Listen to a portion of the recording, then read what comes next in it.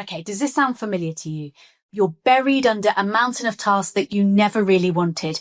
And why? Because you were too afraid to say one simple 2-letter word. Now your calendar is completely packed, but you feel completely empty.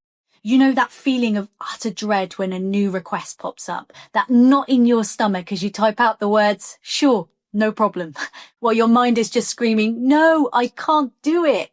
It is exhausting. And this people-pleasing cycle can create this constant state of stress, which over time leads to burnout and resentment. But what if I told you that there was one physiological shift that could instantly relieve that anxiety and actually help you take back your life? Well, there is, and I'm going to show you exactly what it is.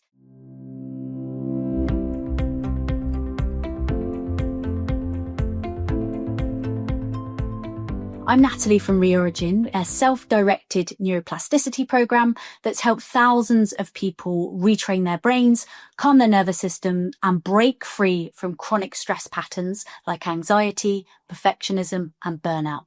At Reorigin, we teach simple science-backed tools to help you rewire your brain for calm, confidence, and balance.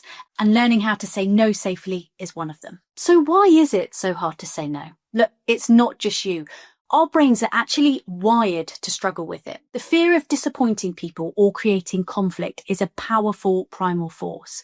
There's a part of your brain called the anterior cingulate cortex, and it doesn't just light up from physical pain. It also activates when you imagine letting someone down. So saying no can feel like a genuine threat to our social survival. This people-pleasing habit often starts as a way to manage our anxiety about what others think of us. So you might worry that saying no makes you seem selfish, or that setting a boundary will push people away. But the real problem is that when you say yes to everything, you spread yourself way too thin, which only creates more stress and more anxiety. It's a vicious cycle where your self-worth then gets tangled up with how much you're doing for other people. But your worth isn't tied to their approval. Okay, for the simple trick, this is a reframe that changes the entire game.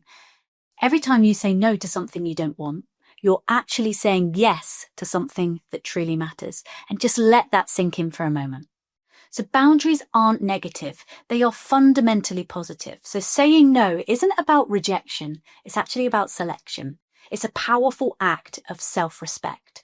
When you say no to working late, you're saying yes to having dinner with your family. When you say no to a social event that you know is going to drain you, you're saying yes to the rest and self-care that you desperately need. And when you say no to a commitment you just don't have time for, you're saying a huge yes to your own goals and your own mental health.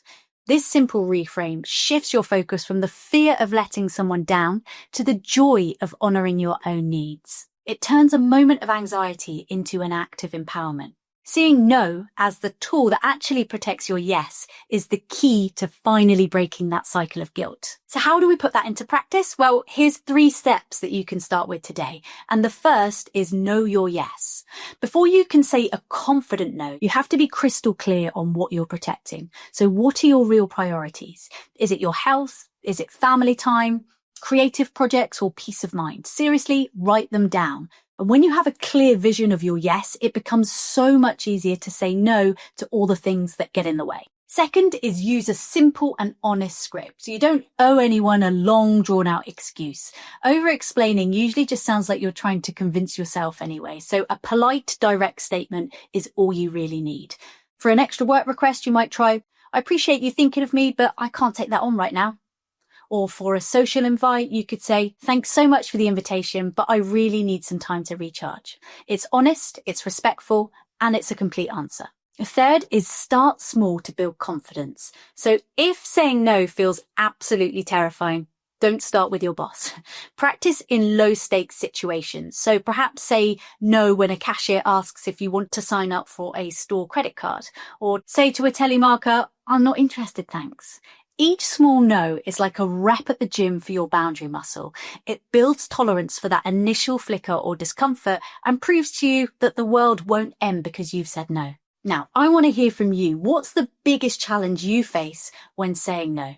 I'd love for you to share it in the comments and let's help each other out.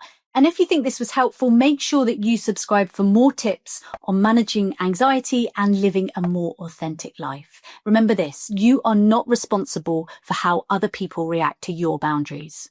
Their disappointment isn't proof that you did something wrong.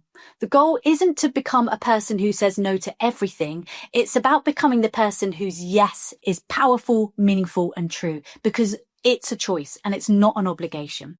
By flipping your mindset from what you're giving up to what you're gaining, you take back your power. You'll reduce anxiety, you protect your energy, and you build real self-respect. Mastering the art of saying no is not about shutting others out. It's about finally letting yourself in. At Reorigin, we teach science-backed tools to help you calm anxiety, set boundaries with confidence, and rewire your brain for lasting peace and resilience. And you can learn how to regulate your nervous system and respond to life's challenges from a place of safety, not stress. So head over to reorigin.com to find out how our self-directed neuroplasticity program can help you start retraining your brain and reclaiming your calm today.